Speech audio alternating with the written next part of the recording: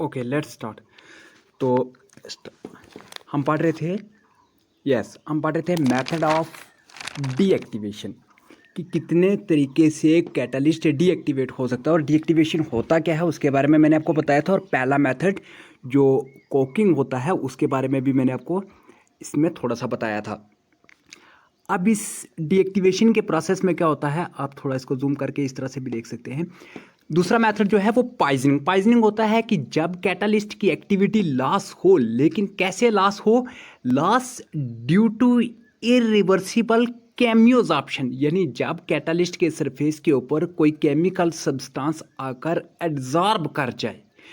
और एड्जॉर्प्शन कौन सी हो, केमिकल एड्जॉर्प्शन। तो जब कोई सब्सटेंस कैटालिस्ट के सरफेस पर, यानी जब कोई इंप्योरिटीज कैटालिस्ट के सरफेस पर केमिकली एड्जॉर्ब कर जाए, तो इस प्रोसेस को कहते हैं पॉइजनिंग, क्योंकि उसके एड्जॉर्ब होने से कैटालिस्ट का सरफेस अब रिएक्शन को कैटालाइज नहीं कर सकता। तो इससे होता क्या है, कैटालिस्ट के सरफेस के ऊपर जो एक्टिव साइट्स होती हैं, those active sites, number of active site decrease कर जाती हैं, तो एक्टिव साइट कम हो जाती हैं।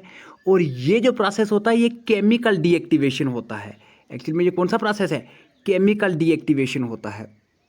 अब इस प्रोसेस में और क्या होता है, जो एक्टिवेशन साइट्स होती हैं अब वो थोड़ी एक्टिवेशन साइट्स बच जाती हैं डिजायर्ड रिएक्शन के लिए, क्योंकि बहुत सारी एक्टिवेटेड साइट्स के ऊपर कौन आ गया है, वो पॉइजन आ गया है, वो सब्सटेंस एब्जॉर्ब कर गया है।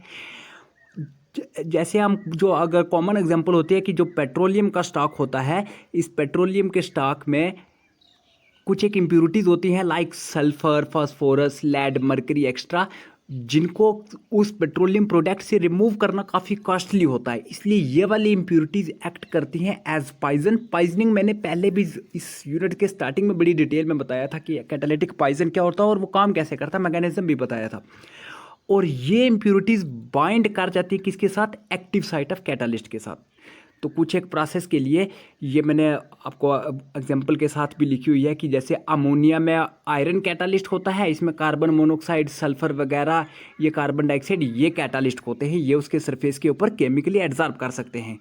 और मिथनॉल से फॉर्मल्डिहाइड की जो ऑक्सीडेशन होती है, इसमें सिल्वर कैटालिस्ट होता है और आयरन निकल पॉइजन का काम करते हैं।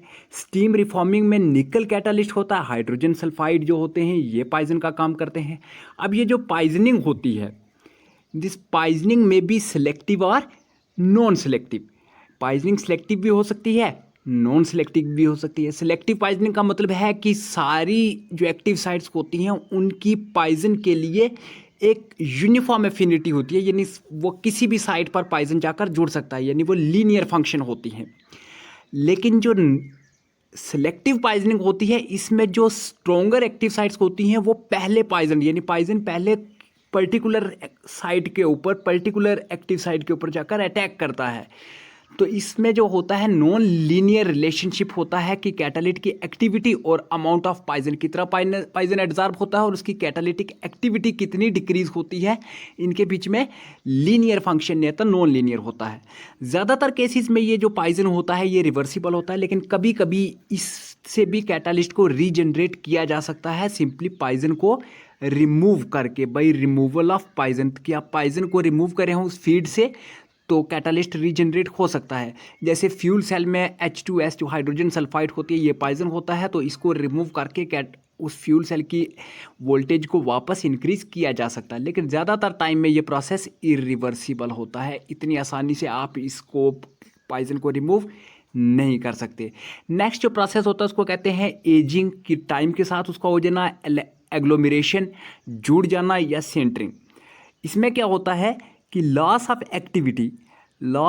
Activity due to structural modification और loss of active surface area, कि कैटालिस्ट का टाइम के साथ जो एक्टिव सरफेस एरिया है वो हाई टेम्परेचर की वजह से उसमें कुछ चेंजेस आ जाना।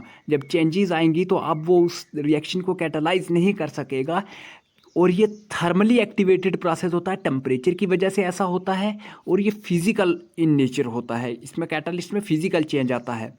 जो एक्टिव साइट्स होती हैं दे कैन एग्लोमरेट, यानी 2-3 एक्टिव साइट मिलकर एक due to compaction, high temperature से वो कंपैक्ट होकर 2-3 एक्टिव साइट मिल जाती हैं तो एक बड़ी एक्टिव साइट बनाती हैं। अब जब साइज चेंज होता है तो वो उस साइज़ के रिएक्टेंट अब उसमें फिट नहीं बैठते हैं, तो अब वो रिएक्शन को कैटालाइज नहीं कर सकता है। तो इस एग्लोमेरेशन से क्या होता है कि सरफेस टू वॉल्यूम की रेशियो डिक्रीज कर जाती है। हाई टेम्परेचर से जो होता है structure of support of catalyst में भी मॉडिफिकेशन आ सकती है, तो इसलिए कैटालिस्ट का एक्टिव सरफेस एरिया डिक्रीज कर जाता है। इस प्रोसेस को कहते हैं सेंटरिंग एग्लोमेरेशन वगैरह।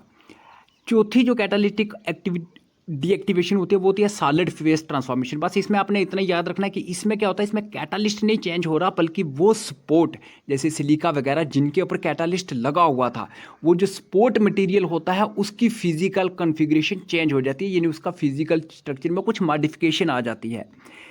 अब वो स्ट्रक्चर वीक हो सकता है या डिफॉर्म हो सकता है। उससे होता क्या है कि वो पोर्स जो होते हैं कैटालिस्ट के वो कोलैप्स करना शुरू कर देते हैं, या फिर कभी कभी वो पोर्स इवन ब्लॉक भी कर देते हैं। तो पोर्स के कोलैप्स या ब्लॉक करने से जो एक्टिव साइट्स होती हैं सरफेस पर, वो एक्टिव साइट क्या कर जाती हैं, डिक्रीज़ कर जाती हैं, और इससे कैटालिस्ट की एक्टिवेशन डिक्रीज़ कर जाती है।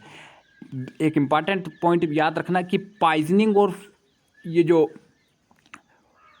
फॉलिंग होती है, सेंटरिंग एंड फेस ट्रांसफॉर्मेशन, जो पॉइजनिंग और कुकिंग या फॉलिंग थी, पॉइजनिंग और फॉलिंग जो होते हैं ये डिपेंड करते हैं कंसंट्रेशन ऑफ रिएक्टेंट कैटालिस्ट वगैरह के ऊपर। लेकिन अनलाइक पॉइजनिंग एंड फॉलिंग, इनकी तरह न होते हुए ये जो थर्ड और फोर्थ है सेंटरिंग एंड फेस ट्रांसफॉर्मेशन जो होते हैं, they are independent of fluid composition. ये फ्लूइड की कंपोजिशन के ऊपर डिपेंड नहीं करते, यानी रिएक्टेंट प्रोडक्ट या फिर कैटालिस्ट की कंसंट्रेशन या इम्प्योरिटीज़ की कंसंट्रेशन पर डिपेंड नहीं करते। इसलिए सेंटरिंग एंड फेज ट्रांसफॉर्मेशन को इंडिपेंडेंट डीएक्टिवेशन भी कहा जाता है। नेक्स्ट है कैटालिटिक एक्टिविटी। तो कैटालिटिक एक्टिविटी किसी भी टाइम पर क्या होती है, ये रेशियो होती है, यानी rate of reaction at any time T and rate of reaction at T is equal to 0। इसको कैटालिटिक एक्टिविटी कहते हैं। टाइम टी का मतलब क्या है कि वो टाइम टी का मतलब है कि जिस टाइम पर अभी कैटालिस्ट कुछ डिक्लाइन हो जाए, डीएक्टिवेट हो चुका है, कुछ टाइम के बाद कैटालिस्ट थोड़ा डीएक्टिवेट हो जाएगा, तो उस पर्टिकुलर टाइम के ऊपर रिएक्शन का रेट क्या है। और टाइम 0 का मतलब है जब कैटालिस्ट फ्रेश था बिल्कुल, यानी rate of reaction at time T, यानी activity at time T and activity when catalyst is fresh. इस रेशियो को क्या कहते हैं, catalytic activity.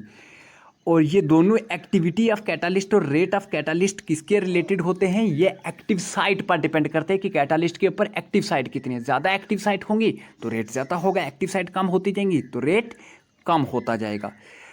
Active site of surface के ऊपर ये डिपेंड करती है। तो डीएक्टिवेशन का मतलब क्या होता है कि जब ये एक्टिव साइट कैटालिस्ट की डिक्रीज कर जाती हैं।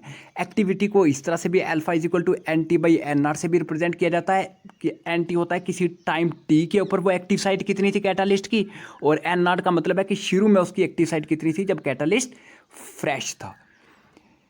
काइनेटिक्स जो है इसका, इसमें सिर्फ आपने फाइनल इक्वेशन याद रखनी है कि R prime A is equal to K C not a. सारी इक्वेशंस की मैंने वो साथ में दी हुई हैं, या नेक्स्ट वीडियो में मैं इसको एक्सप्लेन भी कर दूंगा। आई होप आप इसको ये समझ गए होंगे। मैं एक नेक्स्ट वीडियो बनाऊंगा, ज़्यादा बड़ी वीडियो नहीं बनाएंगे ताकि साइज़ का भी ध्यान रहे।